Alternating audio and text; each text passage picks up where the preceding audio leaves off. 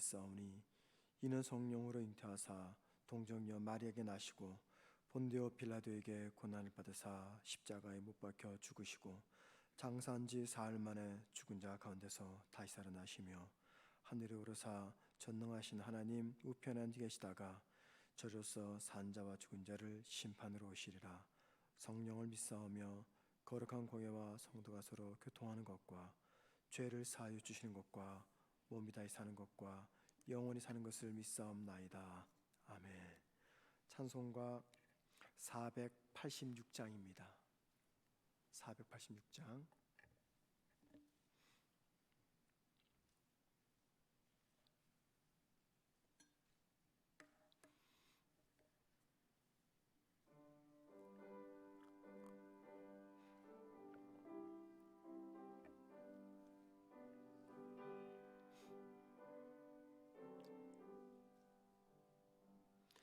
이 세상에 근심된 일이 많고 참 중한을 몰랐구나.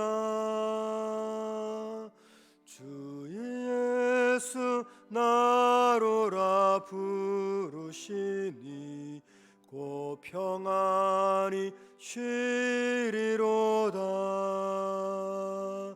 주 예수의 구원의 은혜로다. 참 기쁘고 즐겁구나. 그 은혜를 영원히 누리겠네. 곧 평안히 쉬리로다. 이 세상에 곤고한 일이 많고 참 쉬는 날 없었구나. 내 주 예수 날 사랑하시오니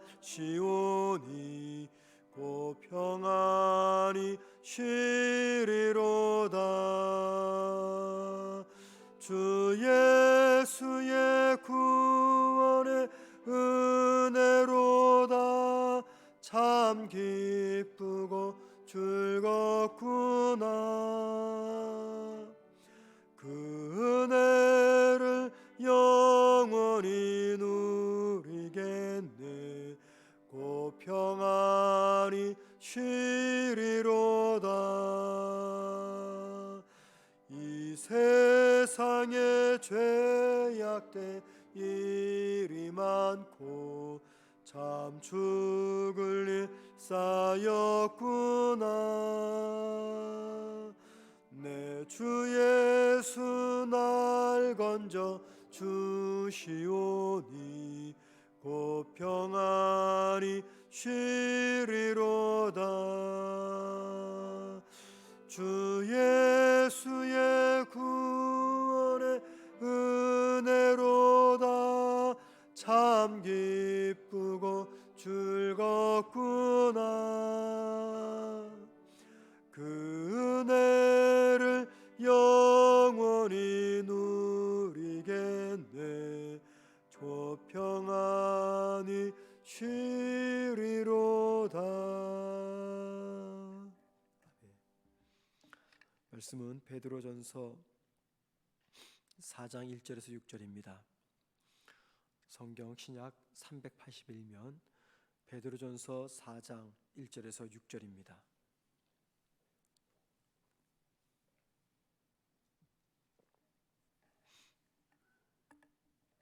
제가 혼자 읽도록 하겠습니다.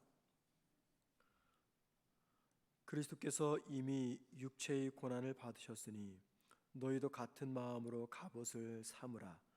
이는 육체의 고난을 받은 자는 죄를 그쳤음이니라. 그 후로는 다시 사람의 정욕을 따르지 않고 하나님의 뜻을 따라 육체의 남은 때를 살게 하려 함이라. 너희가 음란과 정욕과 술 취함과 방탕과 향락과 무법한 우상 숭배를 하여 이방인의 뜻을 따라 행한 것은 지나간 대로 족하도다. 이러므로 너희가 그들과 함께 그런 극한 방탕에 다름질하지 아니하는 것을 그들이 이상히 여겨 비방하나 그들이 산자와 죽은 자를 심판하기로 예비하신 이에게 사실대로 고하리라. 이를 위하여 죽은 자들에게도 복음이 전파되었으니 이는 육체로는 사람으로 심판을 받으나 영으로는 하나님을 따라 살게 하려 함이라. 아멘.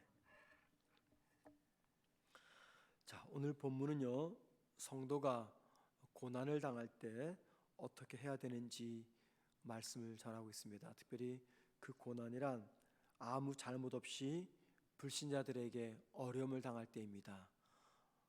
나는 아무런 실수도 잘못도 하지 않았는데 불신자들이 나한테 고난을 안겨다 줄 때 성도는 어떻게 반응해야 되는가 하는 주제를 다루고 있는 말씀입니다. 먼저 본문은 크게 두 가지를 이야기합니다. 첫째는요, 성도가 선을 행하다가 사람들에게 선을 행하다가 고난을 당할 때 그 고난이 성도에게는 어떤 유익을 주는가라는 말씀이고요. 두 번째는 성도와 불신자들이 마지막 심판에 대해서 말씀하고 있는 내용입니다. 베드로는 1절에서 자기 편지를 받아보는 믿음의 성도인 수신자들에게 아무 잘못 없이 당하는 그 고난을 가리켜 그리스도의 갑옷이다라고 이야기합니다. 갑옷. 그리고 아무 잘못 없이 고난을 당하셨던 예수님을 모델로 제시합니다. 그 주님을 소개하면서 주님을 가리켜 성도의 갑옷이다라고 이야기합니다. 이미 앞에서 베드로는 성도가 아무 잘못 없이 당하는 고난을 두 번 언급한 적이 있습니다. 3장 14절 말씀 한번 보십시오. 3장 14절. 그러나 의를 위하여 고난을 받으면 복 있는 자니 그들이 두려워하는 것을 두려워하지 말며 근심하지 말고 의를 위하여 고난을 당하면 그게 곧 복이 된다라고 이야기합니다. 3장 16절 보십시오. 선한 양심을 가지라. 이는 그리스도 안에 있는 너희의 선행을 욕하는 자들로 그 비방하는 일에 부끄러움을 당하게 하려 함이라. 선을 행함으로 고난 받는 것이 하나님의 뜻일진데 악을 행함으로 고난 받는 것보다 나으니라. 이처럼 베드로는 여러 차례 성도가 아무런 잘못 없이 고난을 당할 수 있음을 먼저 언급을 하고 있습니다. 여러분, 갑옷이 무엇입니까? 갑옷이란 칼, 화살 혹은 창과 같은 공격형 무기로부터 자기의 몸을 보호하기 위해서 착용하는 것입니다. 베드로는 왜 성도가 애매히 당하는 고난을 가리켜 갑옷이라고 하는 것일까요?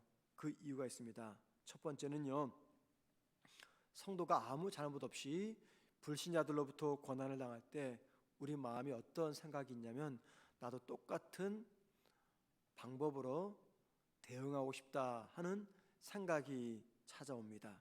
그러나 그때 똑같은 방법으로 대응하지 않고 고난을 참으면 우리 뭘 피한 겁니까? 죄를 지을 수 있는 기회를 피한 것입니다. 자, 그렇기 때문에 고난을 당할 때 똑같은 방법으로 대응하지 않는 것, 그게 곧 우리가 갑옷을 입는 겁니다. 즉, 내가 똑같은 방법으로 반응한다는 것은 내가 죄를 짓는다는 것인데 그 죄를 행하지 않기 때문에 내 스스로가 내가 행하는 선행을 통해서 내가 갑옷을 입게 되고 나는 죄의 화살, 죄의 칼 혹은 죄의 창과 같은 것으로부터 내 자신을 보호할 수가 있기 때문입니다. 여기 4장 1절 말씀을 한번 다시 보십시오. 그리스도께서 이미 육체 고난을 받으셨으니 너희도 같은 마음으로 갑옷을 삼으라. 이는 육체의 고난을 받은 자는, 그 다음 보십시오, 죄를 그쳤음이니 라고 말합니다. 죄가 그쳤다, 이 말은 죄를 이겼다 그 말입니다. 죄를 범하지 않았다. 왜 고난을 받는 성도가 죄를 이긴다고 하는 것입니까? 그것은 고난을, 즉 불신자들로 당하는 이 고난을 피하지 않거나 또는 똑같은 방법으로 반응하지 않는다는 것은 결국 우리가 하나님 말씀에 순종한다는 것이고 그것을 가리켜 믿음의 행동이라고 이야기합니다. 그래서 우리가 죄를 이기는 것이죠. 성도가 하나님 말씀에 순종하기 위한 모든 행동들은요, 성도의 삶을 하나님 앞에서 바르게 살게 하고 또 또 윤리적으로 도덕적으로 바르게 살게 합니다. 그래서 베드로는 성도가 당하는 이 고난, 그 고난을 똑같이 반응하지 않을 때 그것은 성도에게 갑옷이 된다라고 이야기합니다.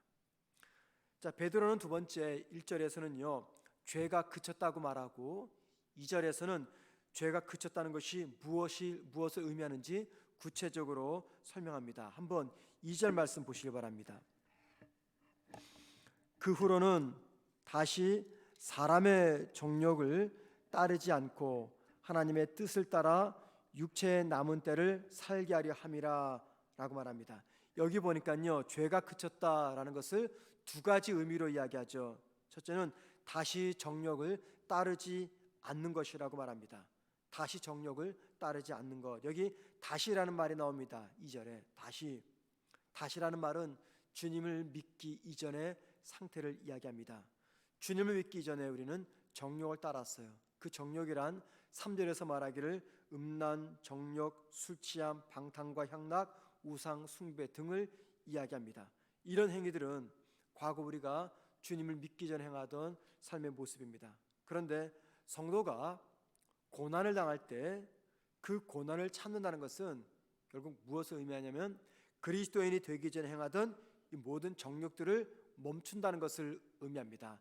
그걸 가리켜서 1절에서는 죄가 그쳤다라고 이야기합니다. 그러니 여러분, 우리가 애매히 고난을 당할 때 그 고난 앞에서 똑같이 나도 반응하지 않고 참고 견디는 것은요 단순히 참는다, 인내한다 그 이상의 의미가 담겨져 있는 것입니다.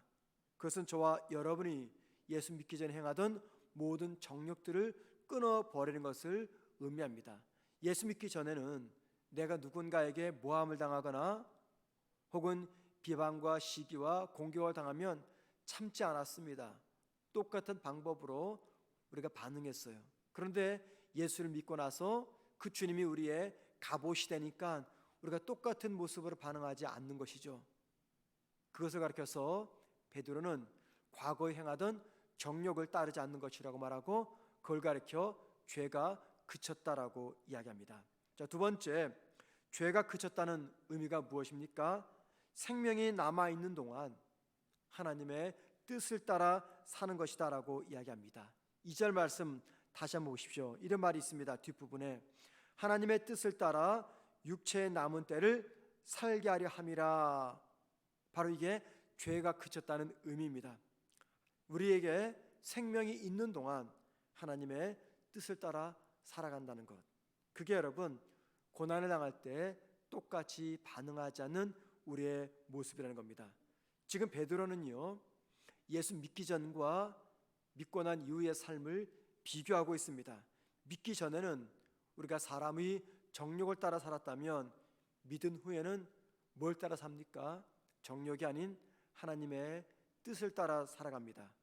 그리고 성도가 아무런 잘못 없이 고난을 당할 때 고난을 참고 인내한다는 것은 우리가 사람의 정욕을 따르지 않고 하나님의 뜻을 따르고 있다는 증거입니다. 그 이야기를 지금 1절과 2절과 3절에서 말씀하고 있는 것이죠. 자, 그리고 나서 베드로는 4절에서 성도가 고난 중에 하나님의 뜻을 따라 순종하는 삶을 살게 되면요 믿지 않는 이방인들이 그런 성도의 모습을 보면서 이상하게 바라보며 생각할 것이라고 이야기합니다. 왜 이상하게 생각할까요? 그것은 본능을 따라 살지 않는 우리의 모습이 본능을 따라 살아가는 세상 사람들의 모습과 다르기 때문입니다. 너무나 대조되기 때문입니다. 본능을 따라 사는 세상 사람들은요 자기들과 다르게 사는 성도들을 비방하고 비웃지만 결국은 정욕을 따라 살았던 그들은 그들의 삶에 대한 책임을 회피할 수 없다라고 이야기합니다. 5절 말씀을 한번 보시기 바랍니다. 그들은 누구냐면 성도를 비방하고 공격하며 자신들과 다른 삶의 성도의 모습을 보면서 성도를 비웃는 세상 사람들 얘기합니다. 그들이 산자와 죽은 자를 심판하기로 예비하신 이에게 사실대로 고하리라. 이것은 무슨 말이냐면요 결국 하나님을 따르지 않고 정욕을 따라 살았던 세상 사람들의 삶을 하나님께서 반드시 책임을 물을 것이다 라는 것을 의미합니다. 그러고 나서 6절은요, 주님을 믿지 않고 정욕을 따라 살았던 사람들이 하나님의 심판을 피할 수 없음을 이야기합니다. 여러분 6절 말씀 한번 보십시오. 이를 위하여 죽은 자들에게도 복음이 전파되었으니 이는 육체로는 사람으로 심판을 받으나 영으로는 하나님을 따라 살게 하려 함이라. 이 말씀을 보게 되면 문자적인 말씀으로 이야기되면요, 죽은 자들에게 다시 복음이 전해진 것처럼 생각됩니다. 이미 죽은 사람들에게 또 복음을 전해졌다, 그렇게 말씀을 이해할 수가 있는데 아닙니다. 여기 6절에서 말하는 죽은 자들이란 누구냐면 예수를 믿을 수 있는 기회가 있었고 복음을 들을 수 있는 기회가 있었지만 그 주님을 믿지 않고 복음을 듣지 않고 죽었던 불신자들을 이야기합니다. 이미 죽어버린 자에게 또 복음을 전하는 의미가 아니라 주님을 믿을 수 있는 기회가 있었지만 그 기회를 놓쳐버리고 죽은 불신자들을 말합니다. 따라서 복음을 듣지 않고 주님을 믿지 않고 정욕을 따라 살았던 자들은 그 어떤 핑계를 댈 수 없으며 반드시 하나님의 심판을 받게 될 것이라는 것을 말씀하는 의미입니다. 그러니까는 복음이 주어졌는데 주님이 전해졌는데도 믿지 않는 자들은 그 어떤 핑계도 될 수 없는 것을 말씀하고 있습니다. 오늘 본문에서 베드로는요, 여러 가지 주제를 우리에게 알려주고 있습니다. 그런데 핵심은 뭐냐면 이겁니다. 성도가 믿음으로 말미암아 당하는 고난은 아무런 의미 없이 당하는 고난이 아님을 말씀하고 있습니다. 성도가 믿음 때문에 고난을 당하게 되면요, 고난을 피하기 위해서 무엇을 하려고 하든 무엇이든지 하려고 하는 그 유혹을 당하게 됩니다. 나에게 고난이 찾아왔어요. 힘든 일이 찾아왔습니다. 그러면 저와 여러분은 그 순간을 피하기 위해서 무엇이든지 하려고 하는 마음을 품게 됩니다. 또는 예수 잘 믿는 나에게 왜 이런 고난을 당해야 되는가 회의감도 품을 수가 있습니다. 따라서 성도의 그 믿음의 진가를 판단할 때 바로 그때는 애매히 고난을 당할 때입니다. 예수 믿는 이유 때문에 주변 사람들과 환경 때문에 환경들로 억울한 누명도 쓰고 또 내가 모함도 당하고 모욕도 당하고 손해도 볼 때 바로 그때 우리의 믿음이 어떠한가 드러나게 되는 것입니다. 만약에 그때 그 모든 고난의 순간 앞에서 우리가 똑같이 반응하지 않고 주님의 모습을 갑옷 삼아서 우리 모두가 참고 견디며 한 걸음 더 나아가서 그들을 사랑하게 되면 먼저는 그들을 우리가 주님께로 인도하게 될 것입니다. 동시에 나는 육체의 정욕을 따르는 죄를 짓지 않고 오히려 하나님의 뜻을 따라 살게 됩니다. 우리를 모함하고 나를 모욕하고 또 손해를 입히는 사람들에 대한 문제는 내가 아니라 하나님께서 반드시 심판하실 겁니다. 하나님이 반드시 그들을 다루신다는 하나님의 확고부동한 그 의지를 담고 있는 단어가 바로 심판이라는 단어입니다. 여러분, 심판이라는 단어는요, 웬만해서는 잘 쓰지 않습니다. 여러분들이 사람들로부터 모함을 당할 때 여러분이 내가 반드시 심판할 거야, 그런 단어 쓰십니까? 심판이라는 단어는요, 웬만해서는 쓰지 않습니다. 그런데 오늘 본문에서는 심판이라는 단어가 등장합니다.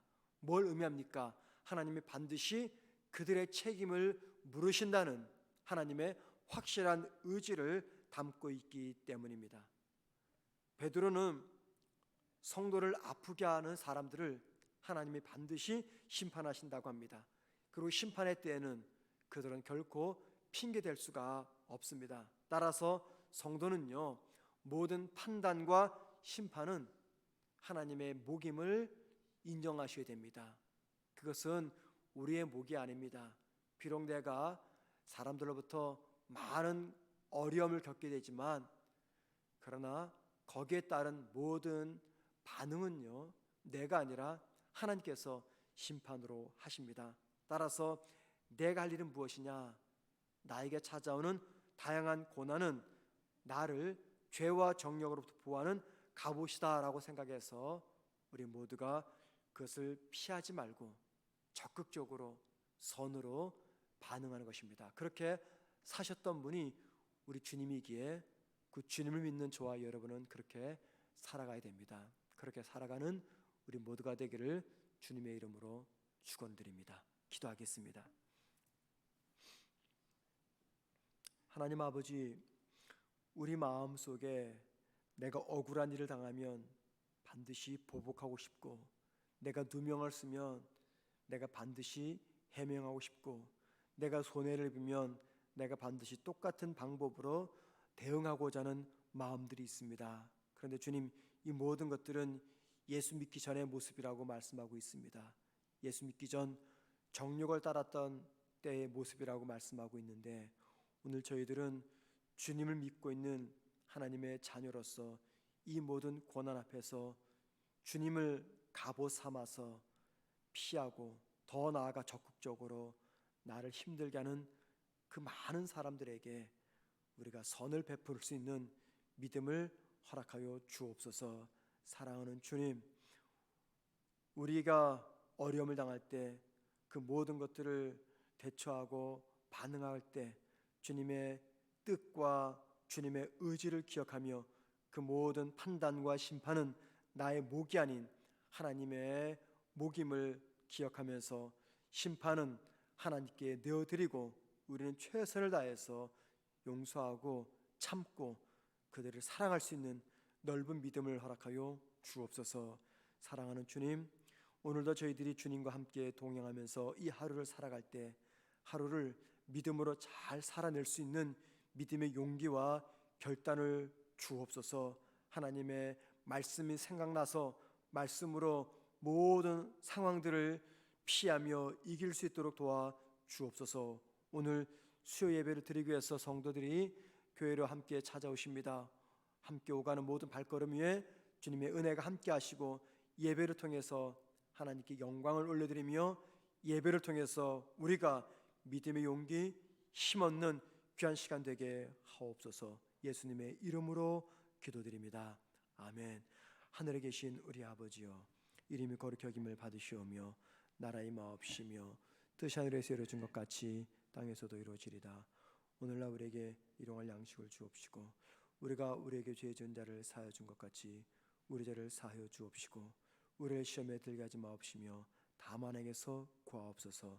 대개 나라와 권세와 영광이 아버지께 영원히 싸움나이다. 아멘. 기도하시겠습니다. 기도하실 때 원수를 원수로 갚지 말고 선대할 수 있는 믿음을 달라고 기도하십시다. 그때 여러분, 우리가 붙잡아야 될 믿음이란 공의로우신 하나님의 판단입니다. 두 번째는요, 오늘 예배와 말씀을 전할 강동구 강도사님을 위해서 함께 기도하시고요. 세 번째는 코로나 확산을 막아주시고 교회에서의 감염 확산을 막아달라고 함께 기도하시고, 더 나아가 우리 몸과 마음이 아픈 우리 성도들 계신데 이름을 몰라도 괜찮습니다. 기도하실 때 우리 성문교회 모든 성도들 가운데 몸이 많이 아프고 또 마음도 아픈 성도들을 하나님 고쳐주옵소서.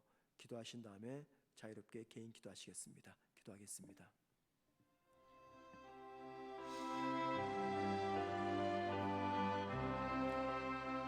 하나님 아버지, 많은 사람들에게 우리가 어려움을 당할 때 주님, 원수를 원수로 대하지 말고 그 모든 것들은 하나님의 공의로운 판단에 맡길 수 있는 우리가 되게 하옵소서. 내가 무엇인가를 하고 싶고 내가 해결하고 싶고 나도 똑같이 반응하고 싶을 때 우리 주님 생각하면서 우리가 죄의 유혹에서 벗어날 수 있도록 도와주옵소서. 사랑하는 주님, 심판과 판단은 하나님의 몫이고 나는 주님처럼 사랑할 수 있는 믿음의 용기를 허락하여 주옵소서. 사랑하는 주님, 이 땅에 코로나 감염 확산을 주님께서 막아주시고 무엇보다 많은 교회들마다 주님의 말씀을 전하고 있는 이 시간, 주님, 우리가 더 이상 코로나 감염 때문에 어려움을 겪고 있습니다. 하나님께서 교회를 보호하시고 지켜주시옵소서. 이 일로 인해서 교회가 하나님의 영광 가리지 아니하도록 교회와 이 땅의 모든 성도들을 주님 보호하여 주옵소서. 오늘 수요예배를 드리게 됩니다. 주님 말씀 전하실 우리 강성에게 성령 충만함으로 채워 주옵소서. 우리 성도들 가운데 몸과 마음이 약한 성도들 계십니다. 하나님 그 모든 성도들의 육체를 치료하여 주시고 마음의 병을 고쳐 주옵소서. 하나님 영광을 주시옵시고 우리 모든 성도들 육체 질병 가운데 믿음이 연약해지지 아니하도록 주님 사람들 세상 하나님 원망하지 않도록 그 가운데서도 하나님의 뜻을 분별하며 내 육체를 치료하실 하나님의 능력을 의지하며 나아가는 우리 모든 성도들에게 하옵소서. 오늘 하루도 우리 교회 속한 모든 성도들 어린 아기부터 연세 많으신 분들까지 어느 곳에 있든지 평안하게 하시며 건강하게 하시며 주님과 함께 동행하는 믿음의 삶을 살아가게 하옵소서. 주님 우리가 힘들고 어려운 순간 하나님의 은혜를 붙잡게 하옵소서.